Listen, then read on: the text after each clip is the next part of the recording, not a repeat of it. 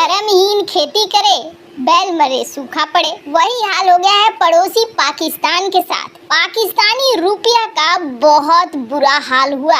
इतिहास में पहले कभी ऐसा नहीं हुआ था, लेकिन कोई चमत्कार अब पाकिस्तान को बचा नहीं सकता है। भीषण आर्थिक संकट में नए नवेले वित्त मंत्री ने पद संभाला, लेकिन पद संभालते ही हो गया सबसे बड़ा गड़बड़। तो वहीं दूसरी तरफ इस मौके पर चीन ने क्या सफाई दे दी है। चीन भी क्या अब साथ छोड़कर भाग रहा है। तो वहीं एकदम अंतिम समय में बाजवा ने भी घुटने टेक दिए और भारत के साथ दोस्ती की बातें करने लगा। जानेंगे क्या है मामला, आइए जानते हैं इन खबरों को विस्तार से। जियोपॉलिटिक्स में बहुत कुछ बदल रहा है। सबसे पहले तो ये जान लीजिए, पाकिस्तान की इकोनॉमी खराब हो रही थी और खराब होती इकोनॉमी को देखते हुए पाकिस्तान में सबसे पहले बदला गया वित्त मंत्री को। वित्त मंत्री आ गए हैं इसाक डार, और इनका जरा हिस्ट्री अगर देखेंगे तो ये वो है जो भ्रष्टाचार के मामले में भागे हुए थे।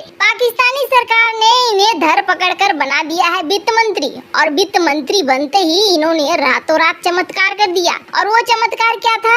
जो पेट्रोलियम के प्रोडक्ट थे, यानी कि डीजल और पेट्रोल में 5% दाम में कटौती कर दी। जनता खुश। धार के आते ही क्या पाकिस्तानी इकोनॉमी को धार मिलनी शुरू हो गई, और क्या अब मैजिक चल जाएगा पाकिस्तान में? क्योंकि एक दिन पहले ही मूडी ने B3 से इसकी रेटिंग गिराकर C में डाल दी, CAA1, जिसकी जानकारी हमने आपको दी थी। और जैसे ही CAA1 में गया, वैसे ही पाकिस्तान चिल्लाने लगा कि नहीं, ऐसा नहीं हो सकता है, आप हमारे साथ ऐसा नहीं कर सकते हैं, आपने हमारी रेटिंग डाउनग्रेड क्यों की, और अगर आपने हमारी रेटिंग डाउनग्रेड की है तो आपको भुगतना पड़ेगा। वैसे आपको बता दें, मूडी अमेरिका की संस्था है और आजकल अमेरिका और पाकिस्तान में काफी हिलमिल चल रहा है। उसके बावजूद पाकिस्तान ने मूडी को ही धमकी दे दिया। अब बौखलाहट की एक बड़ी वजह तो थी। बौखलाहट की वजह ये थी कि CAA1 में जाने का मतलब है अब फंड तो नहीं मिलेगा।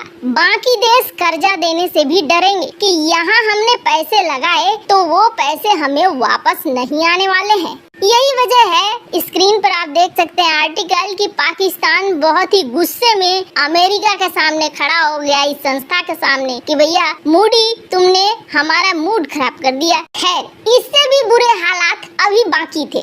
IMF ने मूडी की रेटिंग देखी। IMF तो पहले से ही खेल रहा है पाकिस्तान के साथ। पाकिस्तान को IMF ने ये कहा था पेट्रोल डीजल का प्राइस बढ़ाओ, उसके बाद CPEC में लगने वाले पैसे का हिसाब किताब दो, और थोड़ी सहानुभूति दिखाते हुए ये कहा था कि ठीक है, हम पास कर देंगे आपका लोन। लेकिन अब वो भी पीछे हट रहा है, क्योंकि जिस तरीके की स्थिति बन रही है, ये स्थिति अभी ये कही जा रही है कि 40 बिलियन का जो लॉस हुआ है, और ये लॉस भरपाई कर पाना पाकिस्तान के लिए आसान नहीं होने वाला है। दुनिया के देश अब तक जो पाकिस्तान को दे रहे हैं मदद के रूप में, वो काफी कम रकम है। ऐसा इसलिए क्योंकि दुनिया के देश इस बात को जानते हैं कि पाकिस्तान से पैसा वापस आने की बात तो दूर, यहाँ पर लगा हुआ इन्वेस्टमेंट या किसी भी तरह की चीज दुनिया को किसी तरीके का कोई फायदा नहीं पहुँचाने वाली है। अब आप देख सकते हैं जो आयरन बिरादर है चाइना ये कहता है कि हमने बहुत बड़ी मदद करी है, हमने टाइमली अपने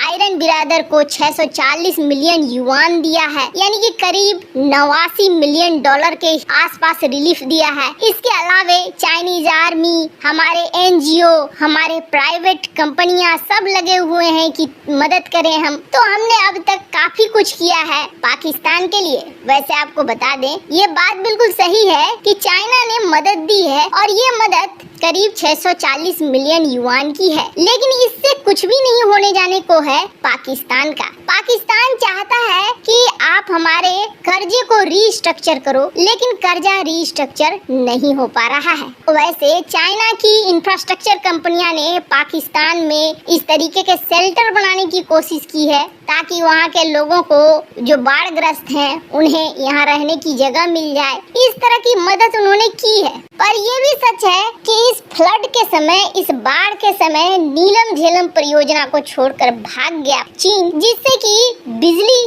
मिलने में असुविधा होने लगी। खैर, ये तो दोनों आयरन बिरादर की बात है, लेकिन इस वक्त पाकिस्तानी रुपए की बात करें तो पाकिस्तानी रुपया बहुत बुरे हाल में है और इस वक्त दुनिया की सबसे खराब परफॉर्मेंस करने वाली करेंसी बन गई थी कि जुलाई महीने में $1 240 पाकिस्तानी रुपए के बराबर था। अभी भी हालांकि कुछ खास फायदा नहीं हुआ है, लेकिन हाँ इसकी परफॉर्मेंस थोड़ा बढ़ी है, करीब 3.9% बढ़ी है और इस वक्त $1 219 या 220 मान ले पाकिस्तानी रुपए के बराबर हुआ है। अब कहा ये जा रहा है कि जैसे ही ये 240 के आसपास पहुंच रही थी वैसे ही आर्टिफिशियल बदलाव किए गए हैं और ये कृत्रिम बदलाव बैंकों के जरिए किया गया है। और सवाल ये उठता है कि ये कृत्रिम बदलाव कितने दिनों तक चलने वाला है। आपको बता दें जो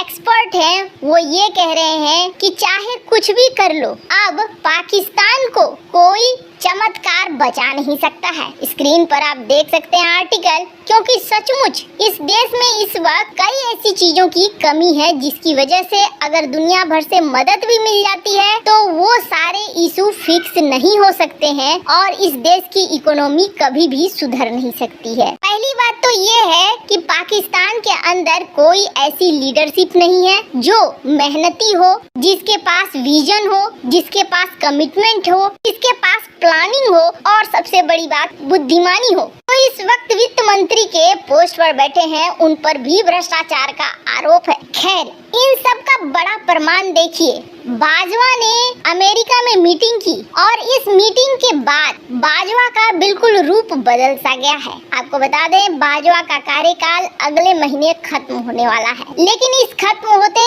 कार्यकाल के बीच में बाजवा ने ऐसी बात कह दी है जिसको कभी भी कल्पना नहीं किया जा सकता था। बाजवा ने इस मीटिंग में यूएस के साथ क्या बात की, लेकिन इतना उस वक्त भी समझ में आ गया था कि इस मीटिंग से खुश नहीं हुए। जो वो सोच कर पहुँचे थे वो चीज हुआ नहीं। वहीं से बाजवा ने एक संदेश दिया था कि अगर कूटनीति चाहिए तो पहले इकोनॉमी मजबूत करनी चाहिए।